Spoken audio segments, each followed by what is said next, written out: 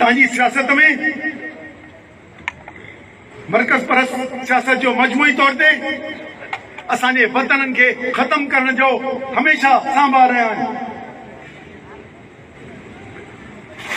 उन करे ख़ुसूसन हिते पाकिस्तान पीपुल्स पार्टी 2012 में भी सिंध खे विरहाइण जो कानून आंदो। अक्सरत सिंध असेंबली के मेंबरनि उनकी हिमायत कई। सिर्फ कुछ जमायतुनि फंक्शनल एनपीपी ॿियूं जेके अपोजिशन जमायतूं 17 माण्हू उन्हनि मुखालफ़त कई ऐं उहे असां सां गॾु बीठा ऐं बाक़ी सॼो अवाम सिंध जो जंहिं अची पंहिंजी जाग्राफी बचाई आहे। न त 2012 में ज़रदारी ऐं माफिया उनखे सिंध खे इंतज़ामी तौर ते विराए चुकी हुई जेको रुगो जाग्राफी ते को ऐलान थियणो हो। उनजे करे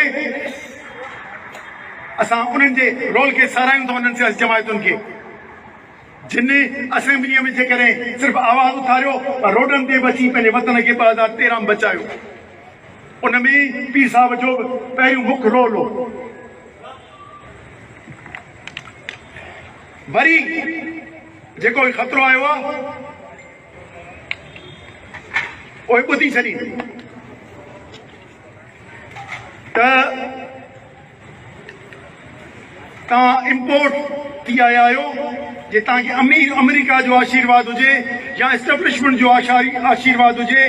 असेंबलियुनि में मौक़े परस्त बेईमान ठग सरदारनि ऐं मौक़े परस्त सियासतदाननि जो जेके असेंबली मेंबर MNA MPSनि जा अॻे बि तव्हां सां 2012 में गॾु आहे। अॼु बि तव्हां वटि उहे भले गॾु हुजनि पर असीं हुते हिननि जो जीअं जंजाल करे छॾींदासूं ही घरनि में न वञी सघंदा। जंहिंजी हिननि असेंबलियुनि में का अहिड़ी हरकत करण जी कोशिशि कई असीं असेंबली जो घेराव कंदासीं। सॼी दुनिया ॾिसंदी त हिते सिंध जी विरासत जो हिन असांजे सिंध जी असेंबली मां कीअं थो कानून पास